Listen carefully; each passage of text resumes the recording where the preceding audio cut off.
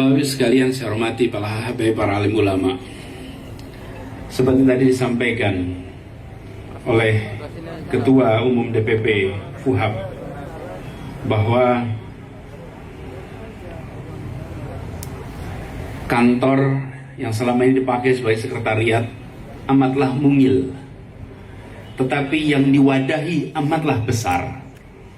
Siapa para habaib, para alim ulama yang selama ini menjadi pilar bagi umat dan juga penjaga di Jakarta. Karena itu kita kemudian sama-sama ikhtiarkan, dan alhamdulillah tempat yang dipilih adalah tempat yang insya Allah sangat strategis di Jakarta dan di Indonesia ini. Bapak-Ibu sekalian, lokasinya titik ini kalau diambil peta, diambil titik sebaliknya, itu namanya sekretariat ASEAN. Di balik sana sekretariat ASEAN tuh. Jadi kalau ditanya di mana Kebuab, di ibu kota Jakarta dan di ibu kota ASEAN. Di sini tempatnya. Karena memang Jakarta itu ibu kotanya Indonesia dan ibu kotanya ASEAN. Kalau dilihat, kita tentu tidak melihat lokasi semata-mata soal harga, tapi saya ingin sampaikan, kantor-kantor organisasi Islam terlalu banyak yang berada di pinggir-pinggir. Dan hari ini kantor FUHAP ada di tempat salah satu paling sentral di Jakarta. Sentralnya lokasi insya Allah mencerminkan sentralnya peran. Insya Allah mencerminkan besarnya dampak bagi umat, bagi masyarakat. Ini adalah tanggung jawab yang tidak kecil, tapi insya Allah tanggung jawab yang ringan untuk para ahli habaib, para alim ulama. Jadi kami merasa bersyukur sekali, dan dalam waktu yang singkat, relatif singkat, tempat ini sudah berubah. Tempat ini sudah menjadi tempat yang representatif untuk para habaib dan para alim ulama untuk berada di sini. Saya perlu sampaikan, ada satu orang yang berjasa menyiapkan ini, karena tanpa dia mengerjakan akan jadi. Namanya Pak Reza. Mana Pak Reza? Dia malah tidak duduk di depan nih Pak Reza. Nah itu dia tuh. Duduknya paling belakang, tapi kalau kapal terbang, itu paling belakang itu yang menentukan arah itu. Karena kalau belakang itu buntutnya itu yang menentukan tuh. Pak Reza ini yang bekerja mengurusi aset dan kemudian menunjukkan beberapa pilihan-pilihan. Tapi semuanya para habaib, para alim ulama. Jakarta punya banyak tempat. Kita ingin tempat-tempat ini menjadi pengalir keberkahan. Kita ingin betul-betul menjadi sumber seakan hulu kejernihan, kecemerlangan. Karena itu kemarin ketika mau penulisan prasasti, saya sampaikan sama Pak Reza, saya tidak ingin tulis sekadar prasasti biasa. Saya ingin titipkan pesan untuk tempat ini. Saya tulis, boleh lihat sedikit. Saya tuliskan begini kira-kira. Rumah ini diresmikan pada tanggal 10 November di Jakarta. Insya Allah kita dijadikan rumah ini menjadi majelis terkumpulnya para alim untuk memayungi, membimbing, memajukan, dan membangkitkan umat. Biiznillah, dari rumah ini akan mengalir kejernihan pesan, akan mengalir keberkahan dan pesan yang jernih, serta semangat untuk menguatkan persatuan di masyarakat.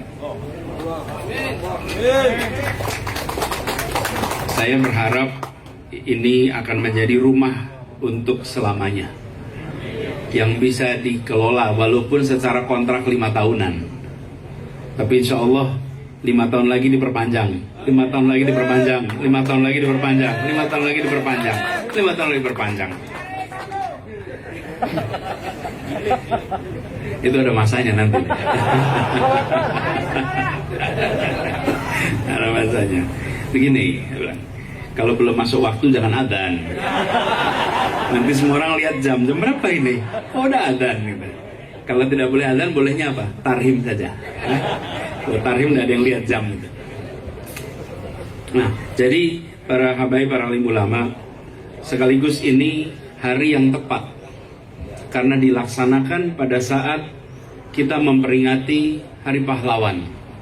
Tadi pagi bersama dengan Bamus Betawi kita ziarah di makam Muhammad Husni Tamrin, pahlawan dari Betawi, pahlawan yang namanya diabadikan di poros utama ibu kota Jakarta. Walaupun kita sering menyebutnya namanya Tamrin, itu nama ayahnya, namanya Husni, Muhammad Husni bin Tamrin. Tapi peringatan Hari Pahlawan itu tepat untuk kita memulai sebuah babak baru bagi Fuhab.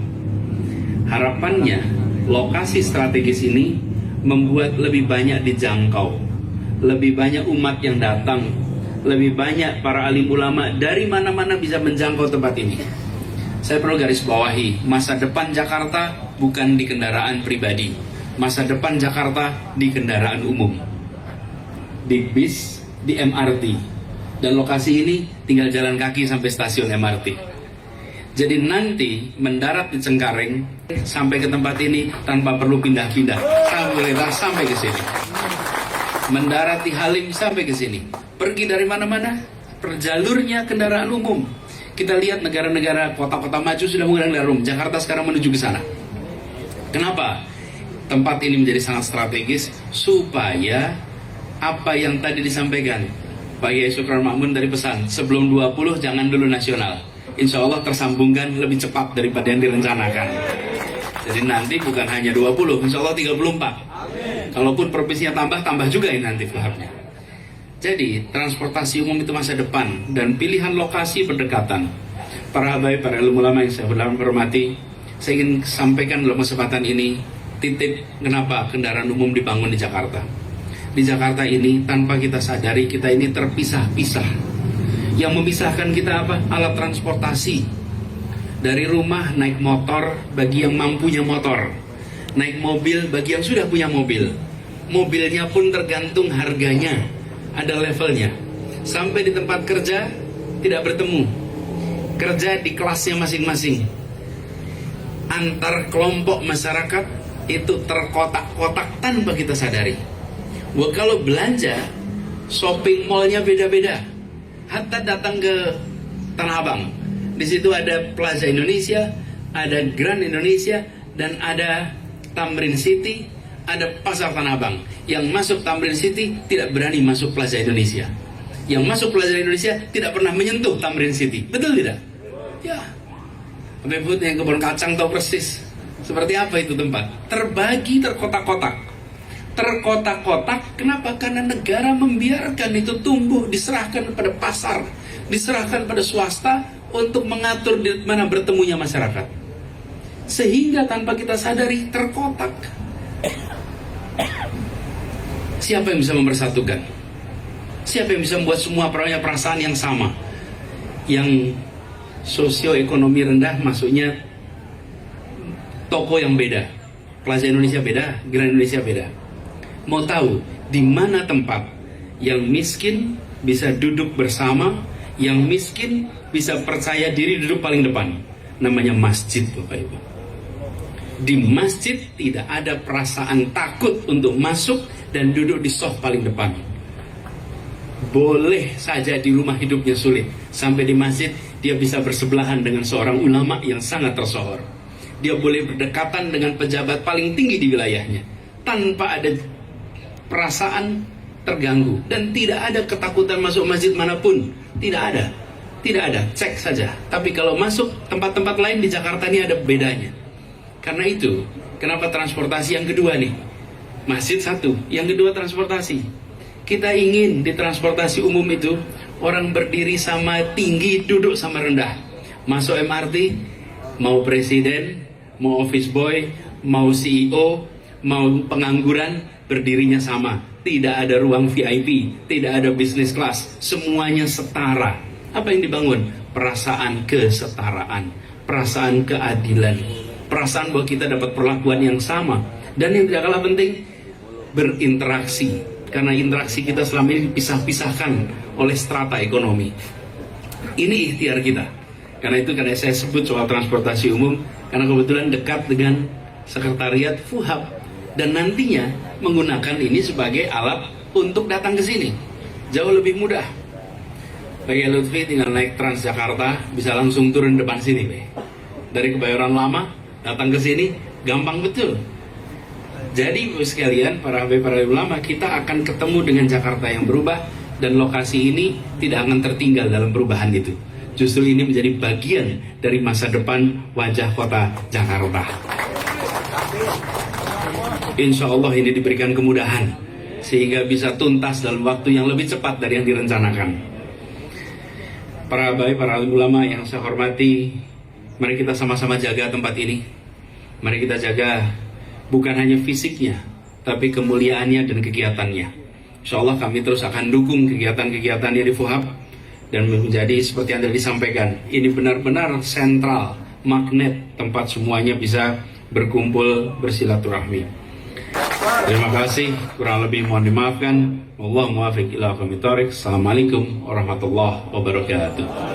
Pak Anies Baswedan luar biasa, teman-teman. Bagaimana beliau sebagai tokoh bangsa, sebagai pernah menjadi capres, ini luar biasa diperhitungkan dan ditakuti oleh para oligarki, ya.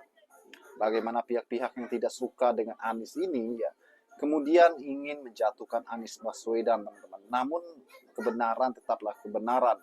Bagaimana Anies Baswedan selalu memberikan contoh yang baik bagi perpolitikan kita. Bagaimana menurut kalian?